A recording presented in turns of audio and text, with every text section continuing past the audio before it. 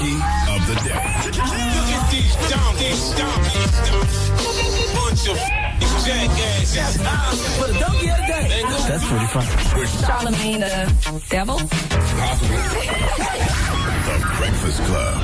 Yeah, Donkey of the Day for Tuesday, March 25th goes to Malaysia Airlines. Now, I love the digital world. It's the only world I know because it's the world I grew up in, but I also believe in human interaction, face-to-face encounters, actually looking people in the eyes when you talk to them, picking up the phone to call a person. I still believe in that, especially for certain situations. Certain situations deserve that consideration, that human compassion, to act like you really care. And I would think any info delivered to the family of the missing Malaysian Airlines flight with 239 people aboard is one of those situations that I would think deserves a phone call or, really a face-to-face encounter. Well, Malaysia Airlines doesn't think so because yesterday they sent out a mass text to the families of the missing passengers that read, Malaysia Airlines deeply regrets that we have to assume beyond any reasonable doubt that MH370 has been lost and that none of those on board survived. As you will hear in the next hour from Malaysia's Prime Minister, we must now accept all evidence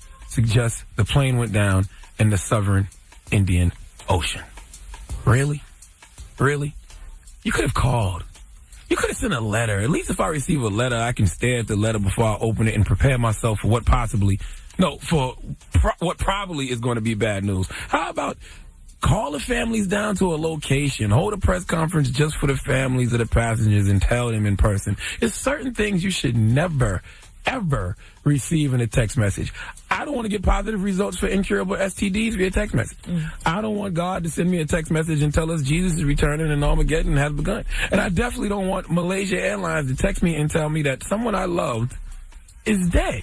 You're just going to text me and say the jet crashed into the ocean and that my loved one is dead? They didn't even end the text with sorry for your loss or deepest condolences. We are praying for the family. You just ended with the plane went down in the southern Indian Ocean? This is proof that communication between the human race is being negatively affected by all this technological innovation. People always say text messaging is very impersonal. Well, in this case, that's an understatement. Give Malaysia Airlines the biggest hee-haw.